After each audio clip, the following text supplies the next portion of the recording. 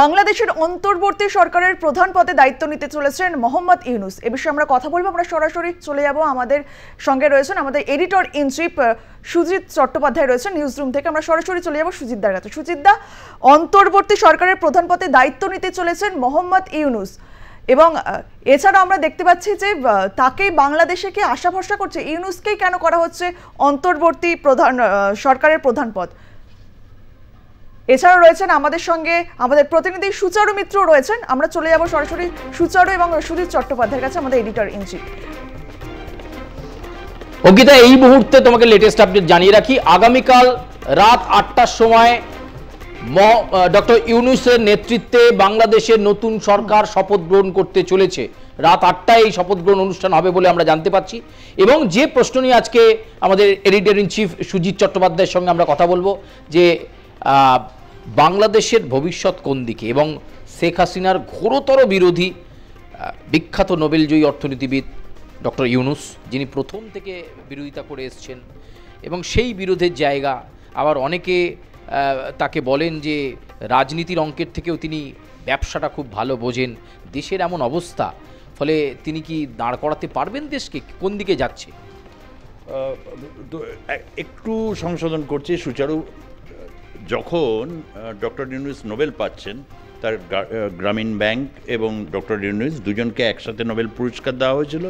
এটা একটা বিরল ঘটনা ছিল, কিন্তু তারই প্রতিষ্ঠিত সংস্থা এবং তিনি স্রষ্টা এবং সৃষ্টি একসাথে নোবেল পাচ্ছেন, সেটা পাচ্ছেন হচ্ছে শান্তির জন্য। সেই সময় কিন্তু তুঙ্গে হচ্ছে শেখ হাসিনা এবং হচ্ছে তোমার আওয়ামী লীগের জনপ্রিয়তা, মানে বাংলাদেশের ঘরে ঘরে নৌকার তখন হচ্ছে দপদপা, এরকম একটা যখন পরিস্থিতি, এই পরিস্থিতির মধ্যে কিন্তু তখন ডক্টর ইউনূস নোবেল পাচ্ছেন। এবং প্রথম দিকে সম্পর্ক খুবই ভালো ছিল, কর্ডিয়াল ছিল।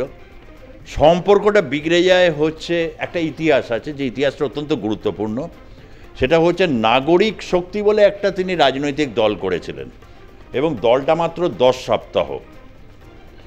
এবং এটা ইউনূসের জীবনে অন্যতম ভুলে, যে এখনও বলছেন না যে আমি দায়িত্ব, উনি কিন্তু খুব রাজি হতে চাইছেন না, দেশের প্রয়োজনে, ছাত্র সমাজের দাবি, এবং একটা ইউনিনিমাসলি তাকে সামনে রাখা হয়েছে। কিন্তু ওই 10 সপ্তাহ তাকে হন্ট করে বেড়ায়। তার কারণ শেখ হাসিনা ভাবলেন যে রাজনীতির অঙ্গনে ডক্টর ইউনূস হলে তাদের কী হবে।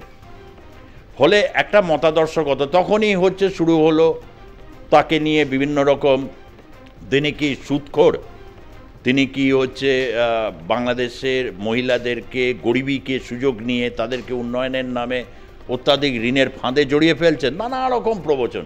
কিন্তু কোনোটাই কিন্তু হয়নি। ডক্টর ইউনূসের মডেল প্রথম ভারত নেয়, ভারতের বিভিন্ন, ভারতে একটা মাইক্রো ব্যাংকিং মাইক্রোফিন্যান্সে একটা শুরু হলো, তারপর ল্যাটিন আমেরিকার বিভিন্ন দেশ, এটা ইউরোপ এবং আমেরিকাকে কিন্তু একটা দিল যে বাংলাদেশ যেখানে একটা ইন্টেলেকচুয়ালিজম রয়েছে, এবং জিওপলিটিক্সের ক্ষেত্রে তার যে অবস্থান, সেই অবস্থানে এমন একজন ব্যক্তিত্ব যে দেশে গণতন্ত্র বিকাশের পথ প্রশস্ত, কিন্তু বারবার অবরুদ্ধ হচ্ছে সেনাবাহিনীর দ্বারা, কখনো পাকিস্তান, কখনো চীন, এই সমস্ত বিষয়গুলোকে নিয়ে একটা অ্যাকসেপ্টেড লোককে চাইছিল, যেটা হচ্ছে এই সুযোগটা এসে গেল।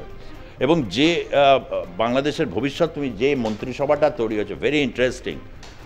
আসিফ ভট্টাচার্য দেখতে পাচ্ছি। হ্যাঁ, এটা হচ্ছে যে আজকের এই যে বলা হচ্ছে না আরব বসন্ত বা বেঙ্গল স্প্রিং, এই পুরো ব্যাপারটা 2 বছর ধরে এই মুহূর্তে দুই বাংলা যদি আমরা ধরি, বাংলা ভাষায় সবচেয়ে জনপ্রিয়তম ব্লগার তিনি, ইউটিউবার পিনাকি ভট্টাচার্য, যে নিজে রাজশাহী মেডিকেল কলেজের ডাক্তার এবং হচ্ছে ডক্টরেট করছেন নানাবিধ প্যারিসে প্রবাসে। এবং হাসিনা সরকার, বিগত যে সরকার আর কি, সেই সরকারের রোষানলে থাকা যে ব্যক্তিরা ছিলেন, তার মধ্যে একজন যে পিনাকি ভট্টাচার্য, ডক্টর ইউনূস বা ডক্টর দেবপ্রিয় ভট্টাচার্য, তিনি আর্থিক, অর্থাৎ বাংলাদেশের অর্থনৈতিক পুনরুজ্জীবনটা যে তাদের কাছে একটা বড় লক্ষ্য, একটা বড় শক্তি হিসাবে আসতে চাইছে, যেটা অনেকটাই কিন্তু করে রেখে গেছেন শেখ হাসিনা। তার বিরোধী কেউ হতে পারে, তাকে গালমন্দ করতে পারে, তাকে গোঁয়াড় বলতে পারে, সে রাজনীতিতে সে অন্যের কথা শুনতে চায় না, সে সবাইকে ফেলে রেখে দিয়ে নিজে চলে গেছে। মানে আজকে দীপুমণি থেকে শুরু করে তার যারা সারাক্ষণ ছায়াসঙ্গী ছিল, তাদের অবস্থা খারাপ। এ সমস্ত কিছু থেকে বলা যেতে পারে কিন্তু একটা কথা মাথায় রাখতে হবে, বাংলাদেশ কিন্তু আজকে কিন্তু উন্নয়নশীল দেশগুলোর মধ্যে সবচেয়ে কিন্তু গ্লিটার করছে।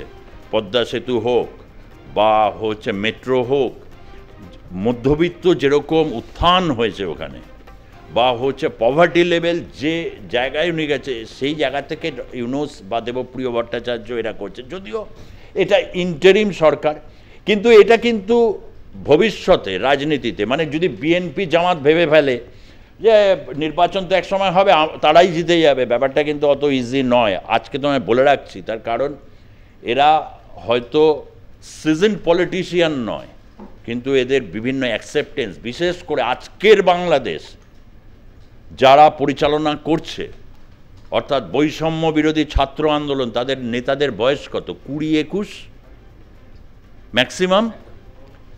তারা তো করছে, সেই রাস্তা পুলিশ যখন রাস্তায় নেই, তারা রাস্তা গাড়ি নিয়ন্ত্রণ থেকে শুরু করে তারা সমস্ত কিছু করছে। অর্থাৎ আগামীর রাজনীতিতে নতুন যে রাজনৈতিক দল যে আগামী সময় আসতে চাইছে, সেটা গণ অধিকার পরিষদ হতে পারে, নূর যে আর কি, সে আগে সাবেক নেতা ছিল এই ঢাকা বিশ্ববিদ্যালয়। অর্থাৎ কোথাও একটা ঢাকা বিশ্ববিদ্যালয় বা medical college, Rajshahi medical college, যাদের অতীত ইতিহাস এই জায়গা থেকে আগামীর বাংলাদেশের রাজনীতিতে তারা একটা গুরুত্বপূর্ণ ভূমিকায় আসতে চলেছে। এবং তার ইঙ্গিত পরিষ্কার, 3 মাসের এটা ইন্টারিম সরকার, এবং হয়তো তারা সংবিধানের অনেক পরিবর্তন আনতে চাইছে, এমন স্বাস্থ্যবিধি ব্যবস্থা। এবং পিনাকির অনেকগুলো ব্লগে আমি দেখেছিলাম যে ভারতবর্ষে প্রচুর মানুষ আসেন চিকিৎসা করতে, বাংলাদেশে ভারত থেকে যে চিকিৎসা মানে পড়তে যায় তা কিন্তু বেরিয়ে এলো এবার। তাহলে সেখানে আসছে কেন? অর্থাৎ কোথাও একটা পরিকাঠামোগত সমস্যা, বড় বড় রকম সমস্যা, প্রবল দুর্নীতি। একটা দুর্নীতিগ্রস্ত দেশ হিসাবে বাংলাদেশ নিজের নামও উজ্জ্বল করেছে, এ ব্যাপারেও কোনো সন্দেহ নেই।